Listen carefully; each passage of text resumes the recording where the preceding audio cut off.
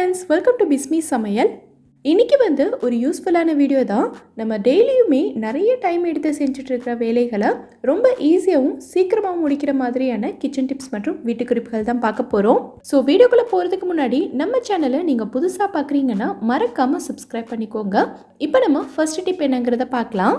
பொதுவாக நம்ம பூண்டெல்லாம் உரிக்க போகிறோம் அப்படின்னா இதை ஃபஸ்ட்டு தனித்தனி பல்லாக பிரிச்சுட்டு அதுக்கப்புறமா தான் ஒன்று ஒன்றா உரிப்போம் இல்லையா? இப்போ நான் சொல்கிற மாதிரி நீங்கள் செஞ்சீங்கன்னா இதை தனித்தனி பல்லாக பிரிக்க வேண்டிய அவசியமே கிடையாது. இதை மொத்தமாக அப்படியே வச்சுக்கிட்டு ஒரு 10 செகண்டில் இதில் இருக்க பூண்டை மட்டும் நம்ம தனியாக பிரித்து எடுக்க முடியும். எப்படிங்கிறத பார்க்கலாம். இப்போது இந்த பூண்டை நான் காட்டுற மாதிரி 2ஆக கட் பண்ணிக்கோங்க. கட் பண்ணிங்கன்னா இந்த மாதிரி தான் இருக்கும். இப்போது இந்த பாதியை மட்டும் அப்படியே திருப்பி வச்சுட்டு இது மேலே கத்தியை வச்சு நம்ம லைட்டாக ஒரு தட்டினாலே போதும். பூண்டு எல்லாமே ஈஸியாக பிரிஞ்சு வந்துடும். பூண்டோட தலைப்பகுதியில் பூண்டு எல்லாமே நல்லா டைட்டாக சேர்ந்துருக்கும் இல்லையா? ஸோ நம்ம லைட்டாக தட்டும்போது அது எல்லாமே லூஸ் ஆகும். ஸோ பூண்டு பார்த்திங்கன்னா நமக்கு ஈஸியாகவே கலண்டு வந்துடும். இன்னொரு பாதி இருக்கும்ல, அதையும் நீங்கள் இதே மாதிரி லைட்டாக தட்டிட்டு உரிச்சிங்கன்னா ஈஸியாக உரிச்சிடலாம். இந்த முழு பூண்டையும் உரிக்கிறதுக்கு நமக்கு 10 செகண்ட் தான் தேவைப்படும். டக்குன்னு வேலை முடிஞ்சிடும். இந்த மாதிரி அகலமான கத்தி உங்ககிட்ட இல்லைனாலும் பரவாயில்ல. நம்ம பருப்பு கடையிறதுக்கு யூஸ் பண்ணுவோம்ல மத்து, அப்படி இல்லைன்னா சின்னதாக ஏதாவது ஒரு கல் வச்சு கூட நீங்கள் தட்டிட்டு இதே மாதிரி செஞ்சுக்கலாம்.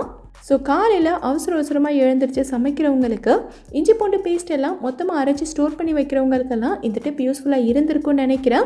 யூஸ்ஃபுல்லாக இருந்ததுன்னா வீடியோவை லைக் பண்ணிவிட்டு நம்ம சேனலை சப்ஸ்கிரைப் பண்ணிக்கோங்க. இப்போ நம்ம அடுத்த டிப் என்னங்கிறத பார்க்கலாம். எல்லார் வீட்லேயுமே இந்த மாதிரி மங்கு தட்டு கிண்ணமெல்லாம் இருக்கும். நமக்கு பிடிச்ச ஒவ்வொரு டிசைன்லேயுமே 2-3 பிளேட் அதை வாங்கி வச்சுருப்போம். ஸோ இது எல்லாத்தையுமே நம்ம இந்த மாதிரி ஒன்றுக்கு மேலே ஒன்று அடுக்கி தான் ஏதாவது ஒரு கபோர்ட்லேயோ இல்லை ஷெல்ஃப்லேயோ ஸ்டோர் பண்ணி வச்சுருப்போம். நமக்கு ஏதாவது ஒரு பிளேட் தேவைப்படும் போது அடுக்கி வச்சிருந்ததுலேருந்து நடுவில் அப்படியே உருவி தான் எடுப்போம் இல்லையா? ஸோ இந்த மாதிரி நம்ம நடுவில் இருந்து உருவி எடுக்கும்போது இந்த பிளேட்டில் நிறைய கீறல்கள் விழும். நம்ம ஒரு பிளேட் எடுத்தோம்னா கூடவே 2-3 பிளேட்டும் சேர்ந்து வரும். அது மட்டும் இல்லாமல் இது கை தவறி கீழே விழுகிறதுக்கும் நிறைய சான்சஸ் இருக்குது. ஸோ இதை நம்ம அடுக்கி வைக்கும்போது ஒவ்வொரு பிளேட்டுக்கு இடையிலையும் இந்த மாதிரி ஒரு டிஷ்யூ வச்சுட்டு அதுக்கு மேலே அடுக்கலாம். உங்ககிட்ட டிஷ்யூ இல்லைனாலும் பரவாயில்ல, சாதாரண நோட்புக்கோட பேப்பர் இருக்கும் இல்லையா, அது கூட யூஸ் பண்ணிக்கலாம். அப்படி இல்லைன்னா நியூஸ் பேப்பர் கூட நீங்கள் யூஸ் பண்ணிக்கலாம். ஸோ இந்த மாதிரி வைக்கும்போது நமக்கு ஸ்க்ராச்சஸ் விழாது. அது மட்டும் இல்லாமல் பிளேட்டும் அங்கிட்டு இங்கிட்டு ஆடாமல் நம்ம வச்ச இடத்துல அப்படியே இருக்கும். நம்ம ஏதாவது இடையிலேருந்து உருவி எடுத்தால் கூட அந்த பிளேட் மட்டும்தான் வரும். கூட 2-3 பிளேட் சேர்ந்தெல்லாம் வரவே வராது. கண்டிப்பாக ட்ரை பண்ணி பாருங்கள். இப்போ நம்ம அடுத்த டிப் என்னங்கிறத பார்க்கலாம். நம்ம வீட்டில் இந்த மாதிரி காய்கறி வாங்கின கவர், ட்ரெஸ் வாங்கினது இல்லை மற்ற பொருட்கள் வாங்கின கவரெல்லாம் அப்படியே சேர்ந்து குப்பை மாதிரி கிடக்கும். இதை வைக்கிறதுக்கே நமக்கு தனி இடம் தேவைப்படும். இப்போ நான் சொல்கிற மாதிரி நீங்கள் செஞ்சீங்கன்னா இதுக்கு அதிகமான இடமும் தேவைப்படாது. இது பார்க்குறதுக்கும் நல்ல நீட்டாக இருக்கும். எப்படிங்கிறத பார்க்கலாம். கவரை இந்த மாதிரி நல்லா விரித்து விட்டுட்டு நான் இதை 3ஆக மடிச்சுக்கிறேன். பெரிய கவராக இருந்ததுன்னா நீங்கள் 4-5 மடிப்பு கூட மடிச்சுக்கலாம். எவ்வளோ ஒல்லியாக மடிக்க முடியுமோ அவ்வளோ ஒல்லியாக மடிச்சுக்கோங்க. இப்போ அடுத்து நம்ம சமோசாவுக்கெல்லாம் முக்கோணமாக மடக்குவோம் தெரியுமா? அதே மாதிரி இது ஃபுல்லாகவே மடக்கிக்கலாம்.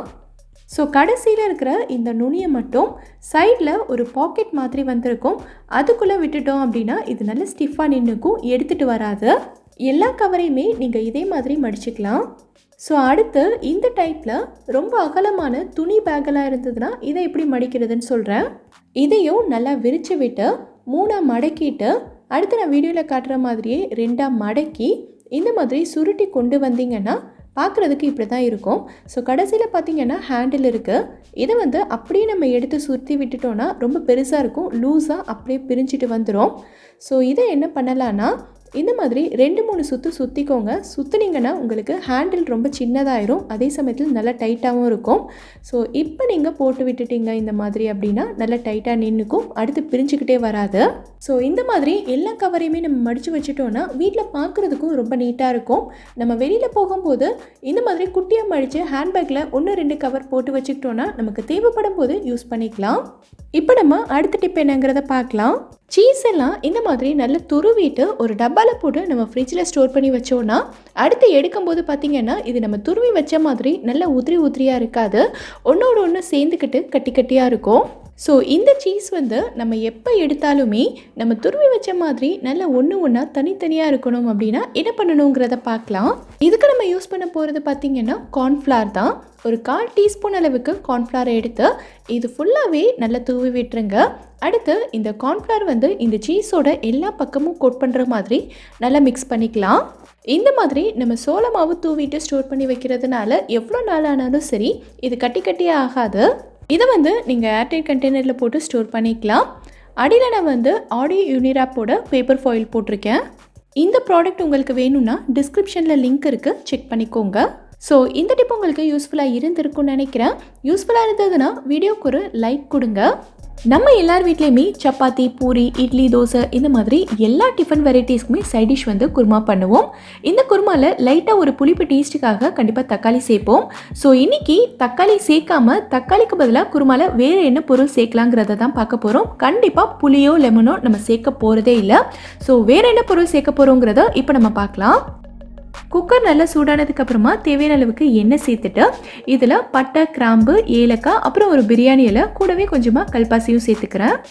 நான் ஏற்கனவே நம்மளோட இன்னொரு வீடியோவில் சொல்லியிருக்கேன், இந்த கல்பாசி சேர்த்தோன்னா வெஜிடபிள் குருமாவாக இருந்தாலும் சரி இல்லை நான்வெஜ் குருமாவாக இருந்தாலும் சரி இந்த குருமாவோட டேஸ்ட் வந்து நம்ம ஹோட்டலில் சாப்பிட்ற பரோட்டா குருமாவோட டேஸ்ட்லையும் வாசனையிலையும் இருக்குன்னு சொல்லிட்டு, ஸோ எப்போவுமே நான் குருமாவுக்கு கல்பாசி சேர்த்து தான் செய்வேன்.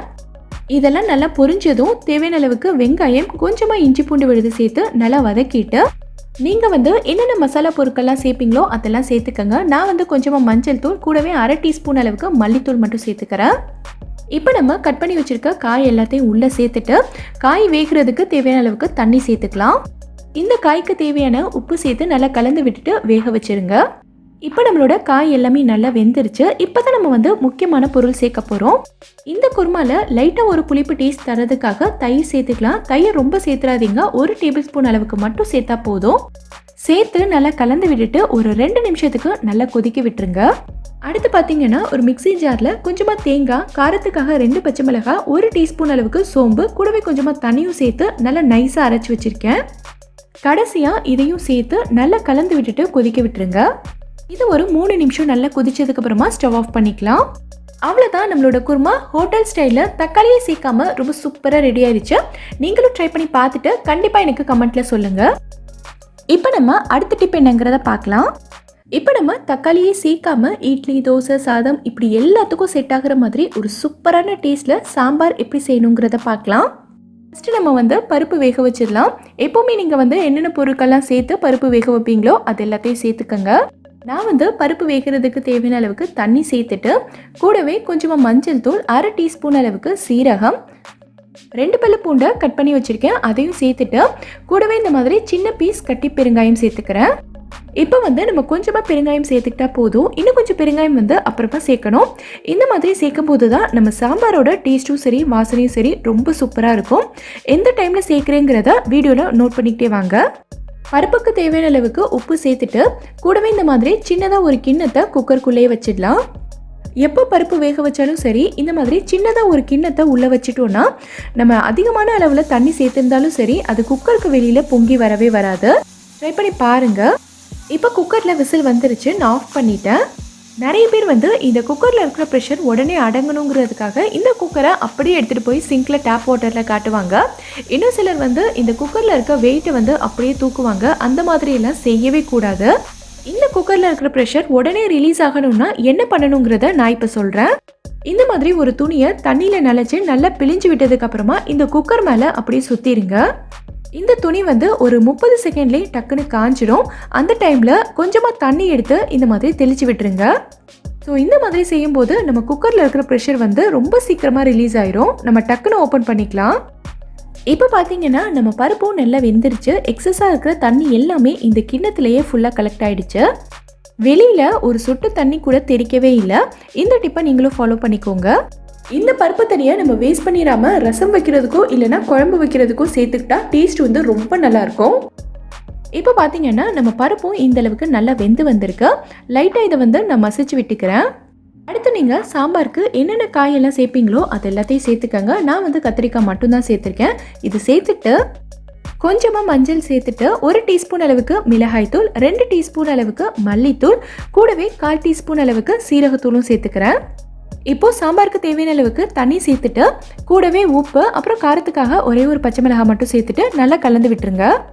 இப்போ இந்த காய் எல்லாமே நல்லா குக் ஆகிற அளவுக்கு சிம்மில் வச்சு நல்லா வேக விட்டுக்கோங்க. இப்போ பார்த்தீங்கன்னா கத்திரிக்காய் எல்லாமே இந்த அளவுக்கு வெந்து வந்துருச்சு. இப்போ அடுத்து நம்ம இந்த அளவுக்கு புளியை கரைச்சி வச்சுருக்கேன். இதை உள்ளே சேர்த்து நல்லா கலந்து விட்டுட்டு ஒரு 2 நிமிஷத்துக்கு நல்லா கொதிக்க விட்டுறலாம். சாம்பார் நல்லா கொதிச்சுட்டு இருக்க டைமில் நம்ம வந்து தாளிப்பு ரெடி பண்ணிடலாம். ஒரு பேனில் நல்லா சூடானதுக்கு அப்புறமா கொஞ்சமாக எண்ணெய் சேர்த்துருக்கேன். எண்ணெய் நல்லா சூடானதும் இதில் கொஞ்சமாக கடுகு சேர்த்து பொரிய விட்டுறலாம். கூடவே சீரகம் சேர்த்து பொரிய விட்டதுக்கு அப்புறமா ஒரு 1/4 டீஸ்பூன் அளவுக்கு வெந்தயம் சேர்த்துக்கலாம்.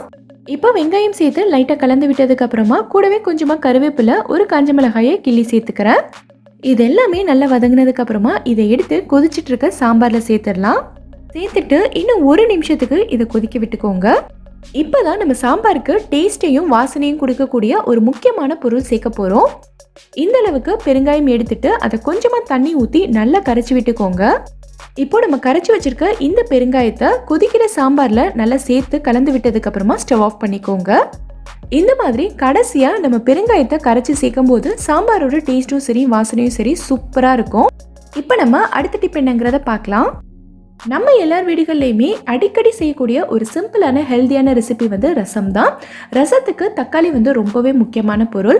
நிறைய பேர் வந்து நினைப்பீங்க தக்காளிக்கு பதிலாக நம்ம வந்து புளியை கூடுதலாக சேர்த்துக்கலாமே அப்படின்னு. ரசத்தில் புளி கூடுதலாக போயிட்டா ரசத்தோட டேஸ்ட் நமக்கு அந்தளவுக்கு நல்லா இருக்காது. ஸோ நம்ம தக்காளிக்கு பதிலாக என்ன பொருள் சேர்க்க போகிறோங்கிறத பார்க்கலாம். பொதுவாகவே நீங்கள் ரசத்துக்கு என்னென்ன பொருள் எல்லாம் சேர்ப்பீங்களோ அதெல்லாம் சேர்த்துக்கங்க. நான் வந்து 1/2 டேபிள் ஸ்பூன் அளவுக்கு மிளகு, 1/2 டேபிள் ஸ்பூன் அளவுக்கு சீரகம், இது கூடவே ஒரு 6-7 சின்ன பல் பூண்டு சேர்த்துக்கிறேன். அப்புறம் காரத்துக்காக ஒரே ஒரு பச்சை மிளகாய் சேர்த்துக்கிறேன். ரசத்துக்கு எப்போவுமே பச்சை மிளகாயோட காரத்தை விட மிளகோட காரம் தூக்கலாக இருந்தால் தான் ரொம்ப நல்லது. இதை வந்து வைப்பரில் போட்டு லைட்டாக குறை நரைச்சி எடுத்திருக்கேன். இப்போ ஒரு கடாயை சூடு பண்ணிவிட்டு கொஞ்சமாக எண்ணெய் சேர்த்துக்கிறேன். எண்ணெய் சூடானதும் இதில் கடுகு சேர்த்து பொரிய விட்டுறலாம். கூடவே ஒரு காஞ்ச மிளகாயை கிள்ளி சேர்த்துட்டு கொஞ்சமாக பெருங்காயத்தூள் சேர்த்துக்கிறேன். இப்போ நம்ம ரசத்துக்கு அரைச்சி வச்சிருக்கிறத உள்ளே சேர்த்துட்டு லைட்டாக ஒரு 2-3 நிமிஷத்துக்கு மட்டும் வதக்கினா போதும். கூடவே கொஞ்சமாக மஞ்சள் தூள் சேர்த்துட்டு இப்போ நம்ம தண்ணி சேர்த்துக்கலாம். தண்ணி வந்து நான் பருப்பு வேக வச்சுருந்த தண்ணியை தனியாக எடுத்து வச்சுருந்தேன். ஸோ அதை சேர்த்துக்கிறேன். நீங்கள் வந்து நார்மல் வாட்டர் சேர்க்குறதா இருந்தாலும் சேர்த்துக்கலாம். கூடவே கொஞ்சமாக புளி கரைச்சி வச்சுருக்கேன், அதையும் சேர்த்துக்கிறேன். புளியோட அளவு வந்து நீங்கள் ரசத்துக்கு எப்போவுமே எந்த அளவுக்கு புளி சேர்ப்பீங்களோ அவ்வளோதான் சேர்க்கணும், அதிகமாக சேர்க்கக்கூடாது. புளி வந்து அதிகமாகிடுச்சுன்னா ரசத்தோட டேஸ்ட் அந்தளவுக்கு நல்லா இருக்காது. அது மட்டும் இல்லாமல் அது நம்ம உடம்புக்கும் நல்லதில்லை. தக்காளிக்கு பதிலாக நம்ம சேர்க்க வேண்டிய பொருள் இன்னும் சேர்க்கவே இல்லை. அது என்னங்கிறத நான் சொல்கிறேன். இப்போ வந்து ரசத்துக்கு தேவையான அளவுக்கு தண்ணி சேர்த்துக்கலாம். நான் வந்து கொஞ்சமாக துவரம்பருப்பு வேக வச்சு எடுத்து வச்சுருக்கேன், அதையும் சேர்த்துட்டு ரசத்துக்கு தேவையான அளவுக்கு உப்பு சேர்த்துக்கலாம். கூடவே கொஞ்சமாக கருவேப்பிலையும் கிள்ளி சேர்த்து நல்லா கலந்து விட்டுருங்க. இப்போ பார்த்தீங்கன்னா ரசம் வந்து நல்லா கொதிக்கிற ஸ்டேஜில் நுரக்கட்டி வந்திருக்கு. இப்போ நம்ம ஸ்டவ் ஆஃப் பண்ணிவிட்டு ஒரு முக்கியமான பொருள் சேர்க்க போகிறோம். தக்காளிக்கு பதிலாக இந்த ரசத்தில் நம்ம சேர்க்க போகிற பொருள் பார்த்தீங்கன்னா லெமன் தான். இதில் பாதி அளவுக்கு லெமன் மட்டும் சேர்த்தா போதும். பாதி லெமனோட ஜூஸ் நான் எடுத்து வச்சுருக்கேன், இது உள்ளே சேர்த்துக்கிறேன். லெமன் ஜூஸ் சேர்க்கும் போது நீங்கள் கண்டிப்பாக ஸ்டவ் ஆஃப் பண்ணதுக்கு அப்புறமா தான் லெமன் ஜூஸ் சேர்த்துக்கணும். சேர்த்துட்டு நல்லா கலந்து விட்டுட்டிங்கன்னா தக்காளி சேர்க்காத ஒரு சூப்பரான ரசம் வந்து நமக்கு ரெடி ஆயிடுச்சு. இப்போ நம்ம அடுத்த டிப் என்னங்கிறத பார்க்கலாம். இன்றைக்கி இருக்க நிலைமைக்கு பார்த்தீங்கன்னா தக்காளி மட்டும் இல்லாமல் வெங்காயம் தேங்காயோட ரேட்டுமே ரொம்ப அதிகமாக தான் இருக்குது. ஸோ இன்றைக்கி நம்ம வெங்காயம் தக்காளி தேங்காய் இது எதுவுமே சேர்க்காம நம்மளோட பட்ஜெட்டுக்கு ஏற்ற மாதிரி ஒரு சூப்பரான சட்னி எப்படி செய்கிறதுன்னு பார்க்கலாம். ஒரு பேன் நல்லா சூடானதும் இதில் 1/2 டீஸ்பூன் அளவுக்கு எண்ணெய் சேர்த்துக்கிறேன். எண்ணெய் வந்து நம்ம அதிகமாக சேர்க்க வேண்டாம், ஒரு 1/2 டீஸ்பூன் அளவுக்கு மட்டும் சேர்த்தா போதும். எண்ணெய் சூடானதும் 2 பல்லு பூண்டை கட் பண்ணி வச்சுருக்கேன், அதையும் சேர்த்துட்டு கூடவே கொஞ்சமாக கருவேப்பிலையும் சேர்த்துக்கலாம். கருவேப்பிலை சேர்க்கும் போது சட்னியோட டேஸ்ட்டும் சரி வாசனையும் சரி ரொம்ப சூப்பராக இருக்கும். இப்போ இதோட ஒரு 5-6 காஞ்ச மிளகாய் சேர்த்துக்கிறேன். காஞ்ச மிளகாய் வந்து உங்கள் காரத்துக்கு ஏற்ற மாதிரி சேர்த்துக்கங்க. இப்போ இது எல்லாத்தையும் லைட்டாக வறுத்துக்கலாம். காஞ்ச மிளகாய் வந்து நமக்கு கருகிடக்கூடாது. ஸோ ஸ்டவ்வை வந்து நல்லா குறைச்சி வச்சுட்டு லைட்டாக வறுத்துக்கங்க. இந்த அளவுக்கு வறுப்பட்டதும் ஸ்டவ் ஆஃப் பண்ணிவிட்டு நல்லா ஆற விட்டுறலாம். நல்லா ஆறுனதுக்கப்புறமா ஒரு மிக்ஸி ஜாரில் சேர்த்துட்டு கூடவே 2 டேபிள் ஸ்பூன் அளவுக்கு வறுத்த வேர்க்கடலையை தோல் எல்லாத்தையும் எடுத்துட்டு சேர்த்துக்கலாம். இது கூடவே 2 டேபிள் ஸ்பூன் அளவுக்கு பொட்டுக்கடலையும் சேர்த்துக்கிறேன். இப்போ இந்த சட்னிக்கு லைட்டாக ஒரு புளிப்பு டேஸ்ட் தரதுக்காக கொஞ்சமாக புளி சேர்த்துக்கலாம். இந்த சட்னியில் நம்ம வெங்காயமோ தக்காளியோ தேங்காவோ சேர்க்கவே இல்லை. ஸோ சின்னதாக ஒரு புளிப்பு டேஸ்ட் வேணுங்கிறதுக்காக இந்த அளவுக்கு மட்டும் புளி சேர்த்துக்கலாம், இதுக்கு மேலே புளி சேர்க்கக்கூடாது. இப்போ இந்த சட்னிக்கு தேவையான அளவுக்கு உப்பு சேர்த்துட்டு கொஞ்சமாக தண்ணி சேர்த்து நல்லா நைஸாக அரைச்சி எடுத்துருங்க. இந்த அளவுக்கு நல்லா அரைச்சாச்சு. இதை வேறொரு பவுலுக்கு மாற்றிக்கலாம். கொஞ்சமாக தண்ணி சேர்த்து மிக்ஸி ஜார் அலசி உள்ளே சேர்த்துட்டு நல்லா கலந்து விட்டுருங்க. அடுத்து நம்ம எப்பவும் போல் கடுகு, கருவேப்பிலை, காஞ்ச மிளகாய் சேர்த்து தாளித்து ஊற்றி நல்லா கலந்து விட்டுறலாம். இப்போ நமக்கு வெங்காயம், தக்காளி, தேங்காய் எதுவுமே சேர்க்காம ஒரு சூப்பரான சட்னி ரெடி ஆயிடுச்சு.